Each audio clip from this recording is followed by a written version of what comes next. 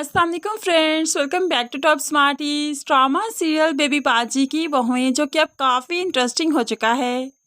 बिलाल बांगा जिसने आशी का रिश्ता मांगा था, पुप्पो और सायरा को तो गुस्सा ही आ गया उसे ये कहकर यहाँ से चलता किया कि हम सोचकर जवाब देंगे। अब तो बहुत ही गुस्सा आया सायरा को। जाने के बाद कहने लगी, हमारे से भारी रकम देकर फारिग करो। इसकी हिम्मत भी कैसे हुई मेरी आशी पर नज़र रखने की। अब ये इस घर में मुझे नज़र नहीं आना चाहिए।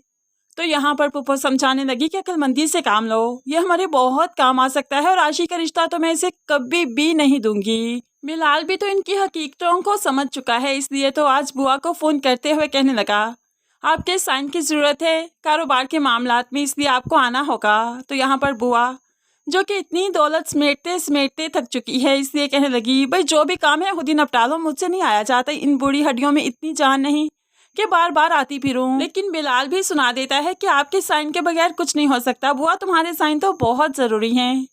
अब ऐसे ही बुआ साइन कर तो देगी, लेकिन मालूम नहीं कि किन पेपर्स पर, और यही साइन बुआ की तबाही का बायस बनेंगे। दूसरी तरफ आखिरकार आशी का बाप भी रिहा हो चुका है। अब सब कुछ बुआ और सायरा के खिलाफ जा रहा है।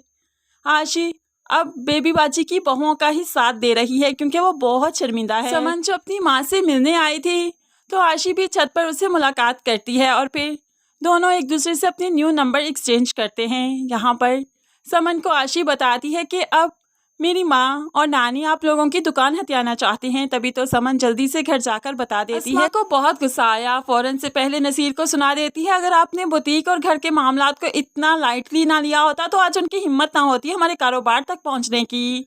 अब बताइए वो कारोबार तक पहुँच जाएंगे तो क्या करेंगे, कहाँ से खाएंगे अब हम।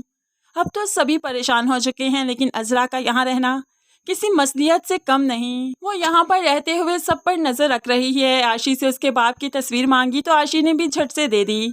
अब यहाँ पर वो ये तस्वीर वलीद को सेंड कर देती है और कहने लगी, ये आशी के बाप की तस्वीर है, इसे जल्द अज जल्द ढूंढना होगा, तभी हम किसी नतीजे तक पहुँचेंगे। अब यहाँ पर बहुत जल्द ये लोग आशी के बाप तक पहुँच जाएंगे, जो कि खुद इन्हें ढूंढता फिरता है। फरद जिसे माहिर ने अपनी गायनोकोलॉजिस्ट के पास भेजा, जिसने बिल्कुल ही फरद को नाउम्मीद कर दिया कि वो माँ नहीं बन सकती। अब तो फरद हर वक्त खोई खोई सी रहती है, रोती रहती है। वासिफ भी इसकी ये हालत देखकर काफ़ी परेशान है, उसे किसी और के पास ले जाना चाहता है, लेकिन माहिन बड़ी ही चालाकी से कह देती है वो बहुत अच्छी गायनोकोलॉजिस्ट है। अगर उसने कह दिया कि फरद माँ नहीं बन सकती तो वासिफ वो नहीं बन सकती। बार बार तुम उसे डिस्टर्ब मत करो, उसके सामने ये नाम भी मत लो जिससे वो डिस्टर्ब हो। इस तरह से वासिफ तो चुप कर जाएगा, लेकिन अब इंसान तो कुछ नहीं कर सकता, जब कुदरत चाहे तो क्या नहीं कर सकती। माहिन लाख चालें चलती रहे, लेकिन कुदरत अब फरद को खुद से औलाद देगी, उसको ये खुशी देगी।